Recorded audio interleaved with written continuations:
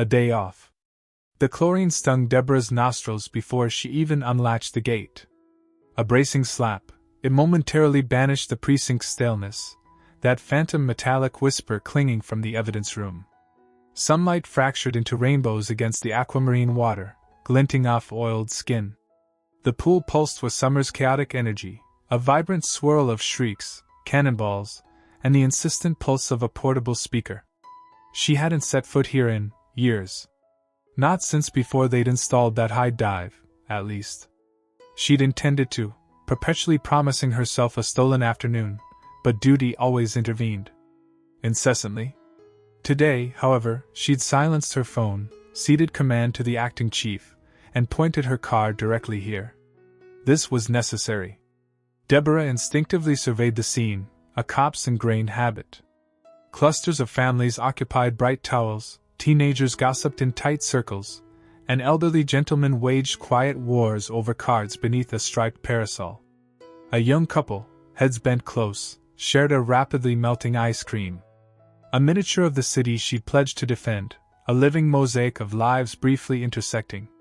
She located a relatively secluded patch near the far wall, far from the shallow end's boisterous antics. Unfolding her towel, she smoothed its wrinkles with deliberate care, as if taming the turmoil in her own mind. Shedding her sandals, she registered the sun-baked concrete against her bare feet and eased herself down. Closing her eyes, she angled her face to the radiant heat. It settled instantly, a soothing poultice against the persistent chill that seeped into her marrow. She inhaled deeply, the mingled scent of chlorine and sunscreen filling her lungs, a sharp contrast to the exhaust and grease that defined her usual existence. A child's ecstatic cry sliced through the air, punctuated by the resounding crash of a dive bomb. Deborah didn't startle. Years of service had taught her to filter the din, to compartmentalize the city's relentless thrum. Yet, even with closed eyelids, her senses remained vigilant. A frustrating burden, this inability to truly disconnect.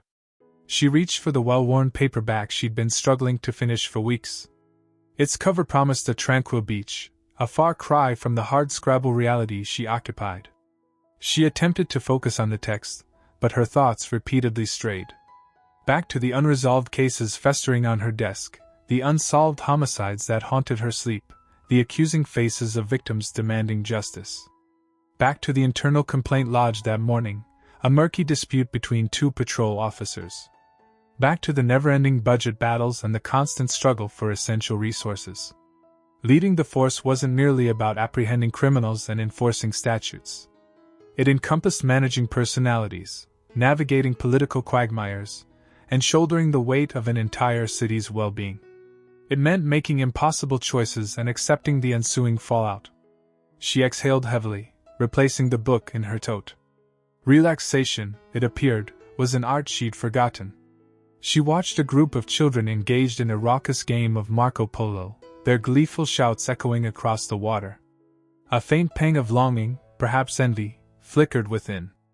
They were unburdened, untouched by the world's heavy realities. When had she last felt such freedom? Probably before her father's passing. Before she understood that the gleaming badge wasn't simply a symbol of authority, but a solemn vow. A pledge to protect, to serve, to stand as a bulwark against the encroaching darkness. The gravity of that commitment, she knew, would forever remain. It was imprinted on her soul, woven into the very essence of her being.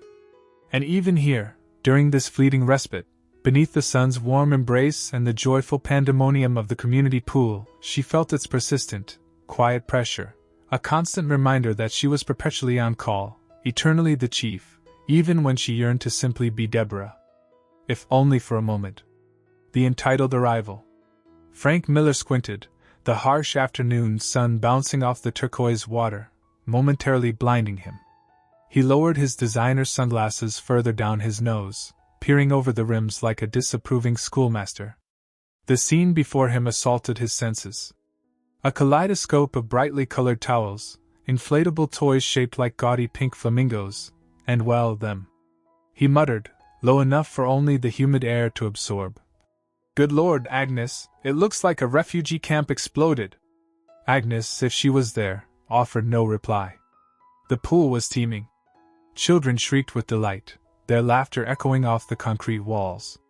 Music, some rhythmic pulse emanating from a portable speaker, throbbed in the background, a jarring counterpoint to the gentle lapping of the water. Frank wrinkled his nose. He preferred classical, something refined. This was cacophony. He scanned the crowd, his gaze lingering on a group of teenagers playing Marco Polo. One of them, a young black man, dove with an impressive splash, sending a wave that momentarily threatened to soak Frank's meticulously pressed linen shorts. He scowled. "Careful there, son," he said, louder this time, his voice carrying a distinct edge of condescension. The young man surfaced, offering a quick, apologetic shrug, and then submerged again, lost in the boisterous game. Frank huffed. No respect. He surveyed the pool deck for a suitable spot. Most of the lounge chairs were taken, occupied by families, couples, and teenagers, all seemingly oblivious to the exquisite discomfort Frank was experiencing. He spotted a relatively unoccupied area near the shallow end, close to a cluster of palm trees offering a sliver of shade. Perfect. He strode purposefully towards it, his expensive leather sandals slapping against the hot concrete. As he approached, he noticed a woman with bright pink braids sitting on a towel, reading a book.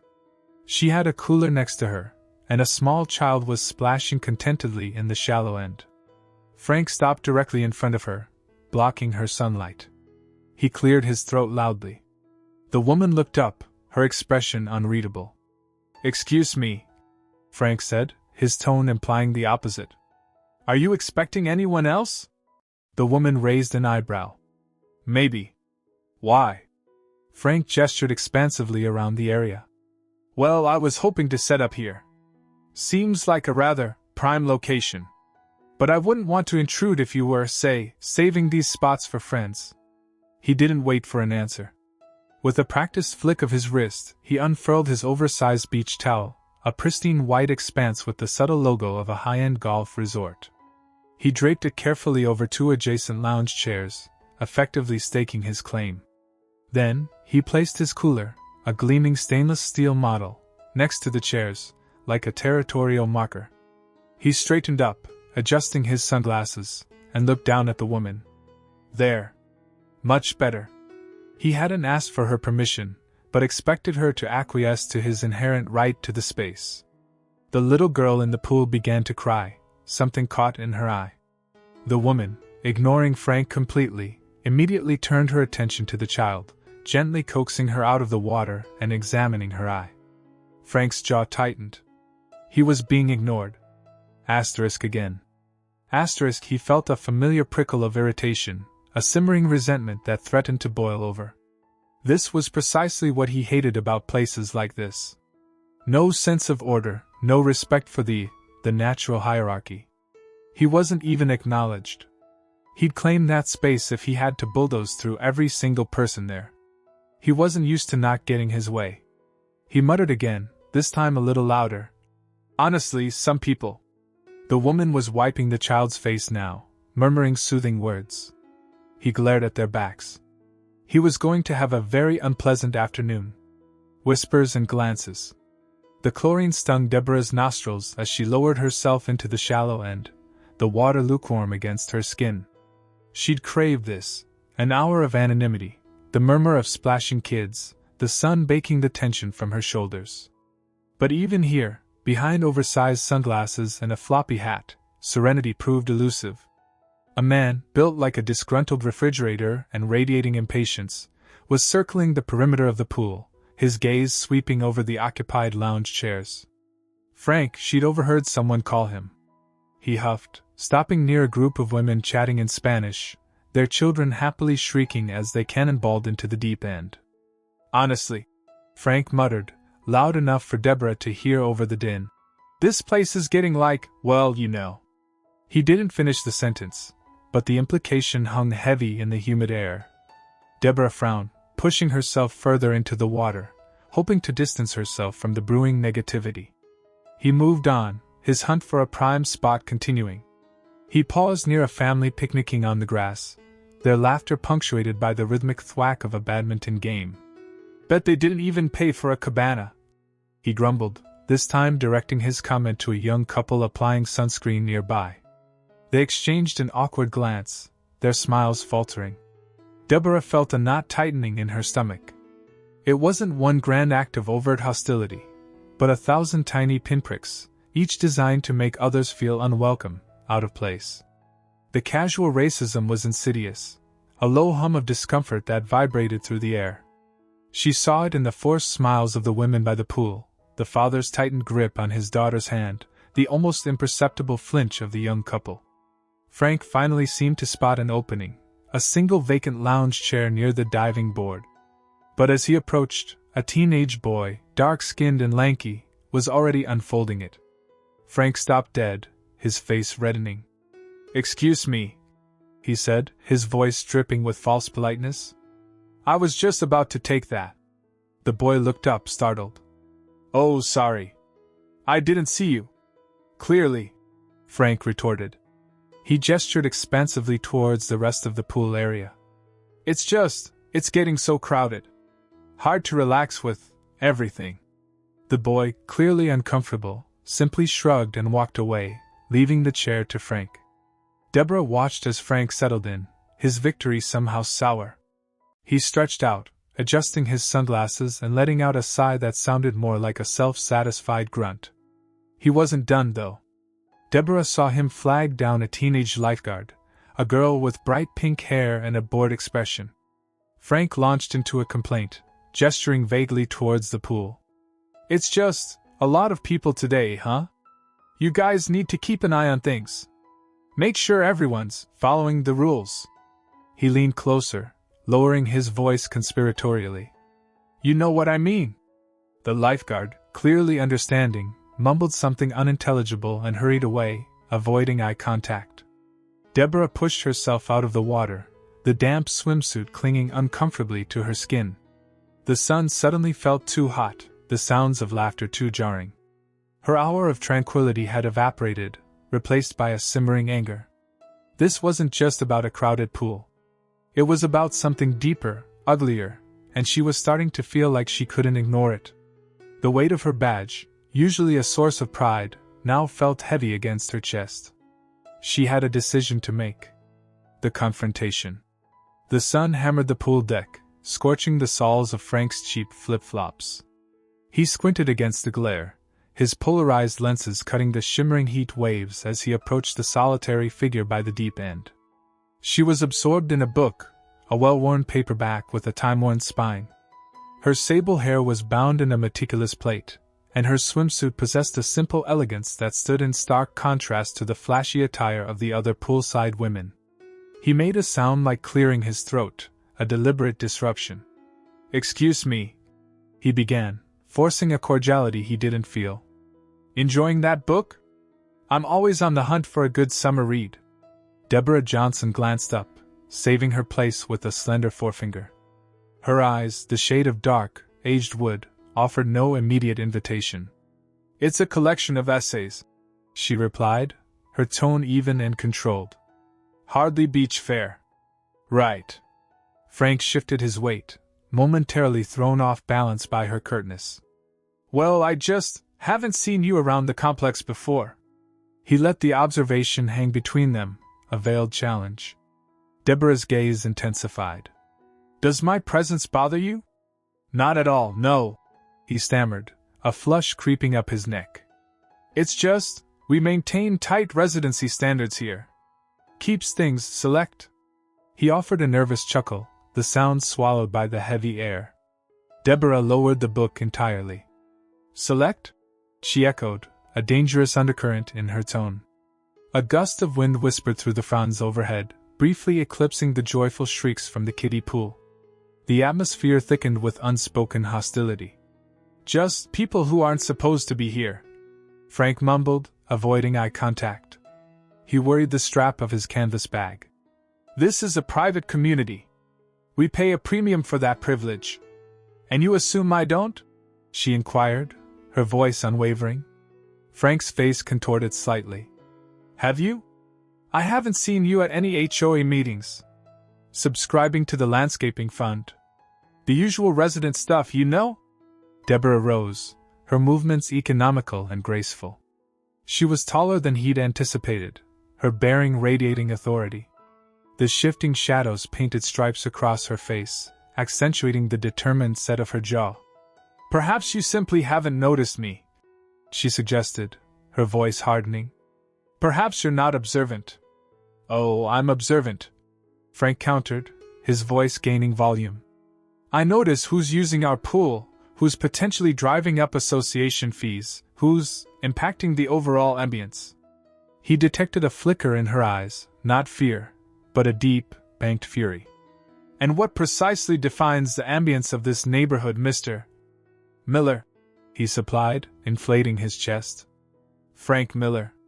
And it's a place for families, for hard-working individuals who've earned the right to enjoy some peace and quiet. Not transient types." The childish splashes seemed to recede, replaced by the insistent drumming of Frank's pulse. He knew he was pushing, overstepping, yet he was powerless to halt himself. The heady sensation of entitlement, of self-righteous indignation, surged through him. Deborah closed the distance between them, her shadow enveloping him. The air crackled, heavy with unspoken threats and barely contained anger. "Mr. Miller," she stated, her voice a hushed warning. "You haven't the slightest idea who I am, do you?" He smirked derisively. "On the contrary. You're someone trying to freeload. Someone who doesn't belong." A tiny spasm flickered in Deborah's jaw. She reached into her tote, her actions measured and precise. Frank watched, a trickle of apprehension undermining his bravado. She withdrew a small, burnished silver badge, catching the light. He peered at it, struggling to decipher the inscription. Then, the color drained from his face, leaving him ashen. "Deborah Johnson," she enunciated, her voice now a guttural pronouncement. "Chief of Police." A badge and a bluff. "I live here, Frank," Deborah said, her voice measured, a low hum against the shrill buzz of the mosquito zapper nearby. She adjusted her sunglasses, the mirrored lenses reflecting the turquoise water. "This pool is part of the HOA amenities.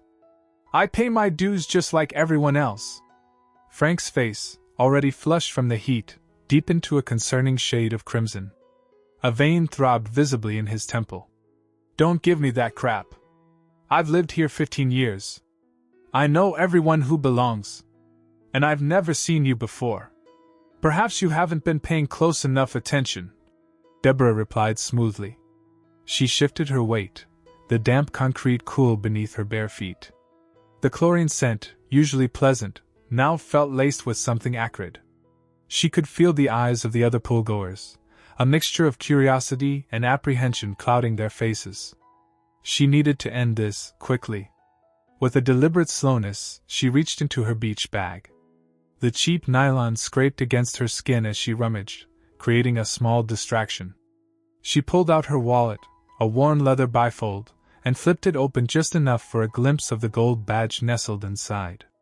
A subtle flash, a glint of authority in the afternoon sun. "Just so there's no misunderstanding," she said, her voice still calm but now carrying an unmistakable edge. "I am a resident. And I'm authorized to be here." She let the implication hang in the air, the unsaid words, "Leave me alone," heavy between them. Frank stared at the wallet, his eyes narrowed. He took a step closer, invading her personal space. The scent of stale beer and sweat rolled off him in waves. Deborah resisted the urge to recoil. "That's a joke, right?" he sneered, his voice dripping with disbelief. "You think I'm going to fall for that? A cheap plastic toy? You probably bought it at some costume shop." He puffed out his chest, emboldened by her lack of outright aggression. "I've seen fakes like that before. Pathetic." Deborah's jaw tightened, a muscle ticking near her temple. So much for de-escalation. She'd hoped a subtle reminder of the law would be enough. She'd deliberately avoided stating her position outright, preferring to sidestep a direct confrontation. She'd hoped that the glimpse of the badge would be enough. But Frank's ego, fueled by something darker, wouldn't allow it. "Impersonating a police officer is a felony, lady," he continued, his voice rising. "You think you can just waltz in here with your fake badge and intimidate people? I'm calling the cops. He reached for his phone, his fingers clumsy as he fumbled with the touch screen. A low murmur rippled through the small crowd. A young mother quickly scooped up her children, ushering them towards the shallow end. An older man, previously engrossed in a book, peeked over his reading glasses, his face etched with concern. The festive atmosphere of the pool had evaporated, replaced by a palpable tension. Deborah took a deep breath, the chlorine stinging her nostrils. This wasn't how she wanted her afternoon to go. She'd specifically chosen this time, midweek, hoping for a quiet swim. Now, she was embroiled in a public spectacle, all thanks to Frank Miller and his misplaced sense of entitlement. She watched him, her expression unreadable, as he tapped away at his phone. Let him call. She had nothing to hide. But the thought of uniformed officers arriving, sirens blaring, over this, it was almost comical. Almost. The sun beat down on her shoulders, intensifying the heat. She could feel a bead of sweat trickle down her spine. She needed to get ahead of this, before it spiraled further out of control. Frank had called her bluff. It was time to raise the stakes. Calling for backup. The air, thick with chlorine and simmering rage, vibrated around Frank. His face, already flushed from the sun, pulsed a dangerous crimson. You people always think you can just waltz in and take what isn't yours. This is a members-only pool, and you clearly don't belong. Deborah felt a knot tighten in her stomach. The subtle glances had morphed into open stares. Families paused mid-swim, their children clutching inflatable toys, their conversations dissolving into uneasy silence. The splash of water against the pool's edge seemed amplified, a stark contrast to the hushed anticipation hanging in the air. Sir, she said, her voice deliberately calm. I assure you, I am a member. I have my key card right here. She held it up, the plastic glinting in the sun. Frank swatted her hand away, the card skittering across the concrete. Don't play coy with me. I know you're kind. You probably borrowed that card, didn't you? The word hung in the air, heavy and laced with venom. Deborah's jaw tightened. This wasn't just about a pool anymore. It was about years of microaggressions, of having her presence questioned, of being judged before she even opened her mouth.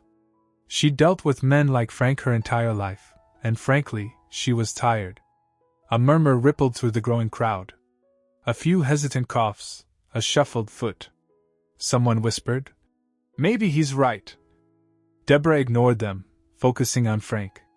His eyes, narrowed and bloodshot, held a triumphant gleam. He clearly relished the attention, the power he felt in this moment of manufactured confrontation. "Sir," she repeated, her voice gaining an edge, "you're creating a scene. I suggest you calm down and let me enjoy my swim." "Calm down? I'll calm down when you're gone. This is our space, not yours." He gestured wildly around the pool deck, encompassing the sunbathers, the meticulously manicured landscaping, the sense of exclusive privilege that permeated the air.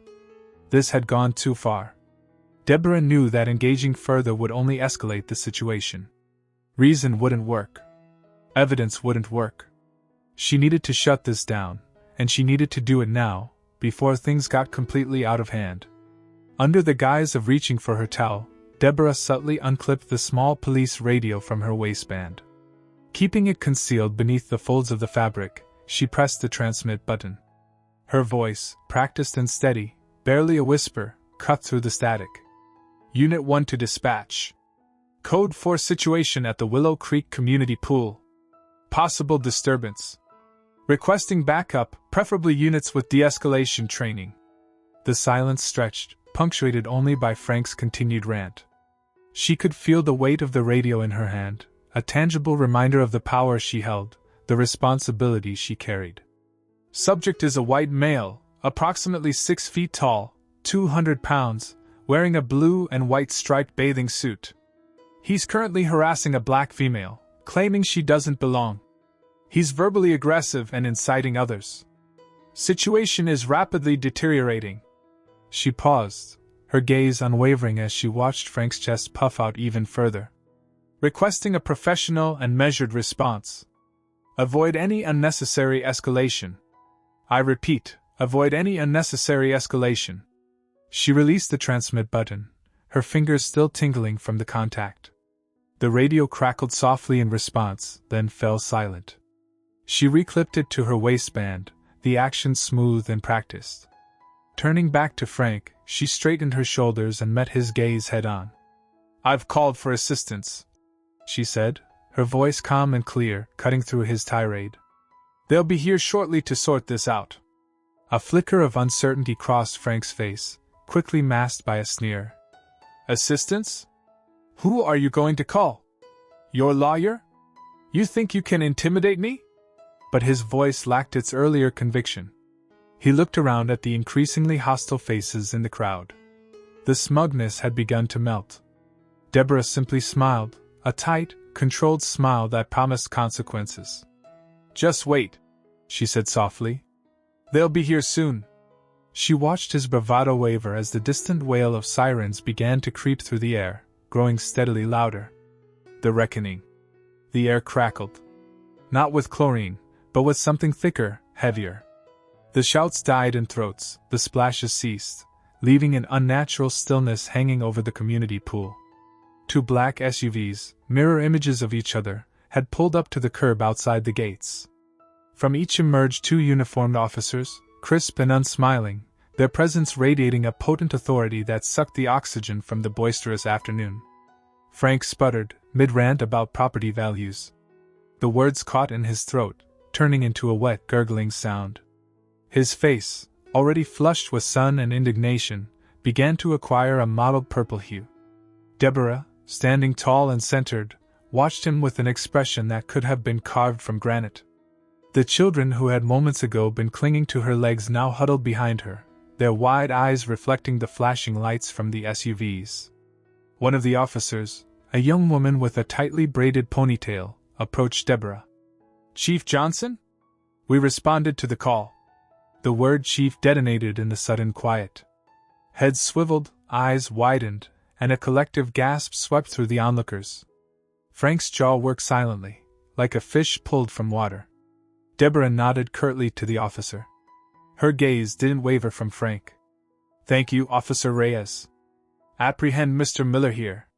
He's been creating a disturbance, making threats, and engaging in harassment. She enunciated each word with deliberate precision, letting them hang in the air like indictments. Officer Reyes, along with her partner, moved with practiced efficiency. They approached Frank, who suddenly seemed to have shrunk several inches. The fight had completely drained from him, leaving behind a hollow shell of bewildered panic. Sir, you're under arrest, Officer Reyes stated, her voice devoid of emotion. Frank's hand shot out, a desperate, grasping gesture towards Deborah. Wait a minute! There's been a misunderstanding. I didn't know. His voice cracked, the booming timbre replaced with a pathetic whine. Deborah remained unmoved. Ignorance is no excuse, Mr. Miller.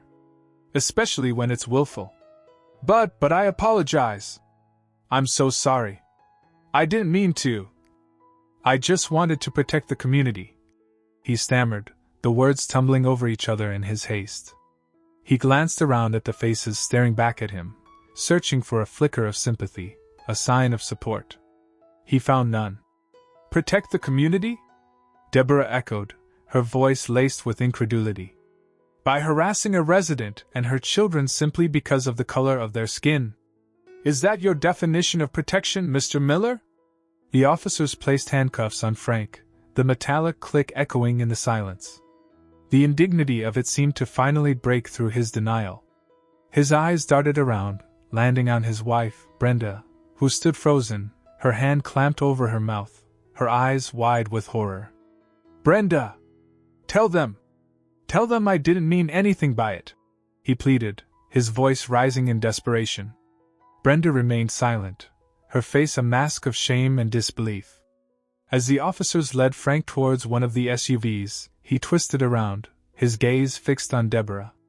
Please, Chief Johnson, I'm begging you. I have a family, a business. And I have a responsibility, Deborah replied, her voice firm and unwavering. A responsibility to ensure that everyone in this community, regardless of their race or background, feels safe and respected. Your actions today were a blatant violation of that responsibility. The officers guided Frank into the back of the SUV. As the door slammed shut, the engine roared to life, shattering the unnatural stillness. The vehicle pulled away from the curb, leaving behind a stunned and silent crowd. The only sound was the gentle lapping of water against the pool's edge. Deborah watched them go, her face unreadable. Aftermath. Frank Miller stiffened, the pool's chlorine tang twisting in his nose, now an acrid reminder of his folly. The gentle slosh of the water, previously a backdrop to leisure, now echoed with the force of his impending downfall. Deborah Johnson, transformed from amicable to formidable, stood before him, her countenance a mask of implacable authority. Flanking him, officers materialized, their presence a bulwark against argument. "Frank Miller," Deborah pronounced, each syllable weighted with command. "You're under arrest, disorderly conduct, harassment, resisting arrest." The snap of the cuffs was a brutal punctuation to his arrogance. He stammered, the defiant fire that had stoked his rant now a wisp of smoke in the humid air. "This is absurd. I did nothing illegal." Deborah's gaze remained locked on his, unwavering as iron. "You have the right to remain silent," she intoned, the familiar Miranda rights unfolding as the officers tightened their hold. A sudden quiet descended. The joyful cries of children dissolved into hushed whispers. Sun-kissed faces, moments before alight with carefree delight, were now painted with shock, disbelief, the uneasy awareness of a raw, exposed ugliness. Some looked away, recoiling from the spectacle. Others stared, eyes wide with a shameful blend of fear and morbid curiosity. A handful, mainly younger, raised phones, capturing the scene for posterity, or perhaps, infamy. Frank thrashed as the officers steered him toward the exit. "Do you have any idea who I am? My father's a partner at Winslow and Crandall. You'll regret this." His voice cracked, desperation fraying his bravado. Deborah didn't flinch. "Take him away," she ordered, her tone flat, devoid of any give. As Frank was marched past the shell-shocked crowd, his gaze snagged on Sarah, standing near the shallows, her face a portrait of utter dismay. He tried to speak, to offer some explanation, but his words dissolved into a dry, useless ache. He was frog-marched from the pool, leaving a wake of roiled water and ruined perceptions. News of the incident spread through the town like a spilled can of gasoline. Within hours, it dominated every conversation. Social media erupted in a chorus of condemnation. The bystander videos became viral sensations, each share adding fuel to the collective outrage. #poolside justice quickly became a top trending topic. The local paper splashed the story across its front page, drawing attention to the potential racial bias at the heart of the incident. Letters to the editor flooded in, a polarized deluge. Some championed Deborah's actions and vilified Frank, while others defended Frank, accusing Deborah of power-hungry overreach. The community fractured, long-simmering prejudices now boiling over into the public sphere. The following day, Deborah faced the press outside the police station. Camera flashes popped like fireworks as she approached the podium, her face etched with gravity. "Yesterday, an event transpired at our community pool that deeply troubles me," she began, her voice firm, resonant. "Let me state unequivocally, Mr. Miller's conduct was unacceptable and will not be tolerated in our town. Racism and bigotry have no sanctuary here." She addressed the community's widespread concerns, acknowledging the hurt and anger roiling through the town.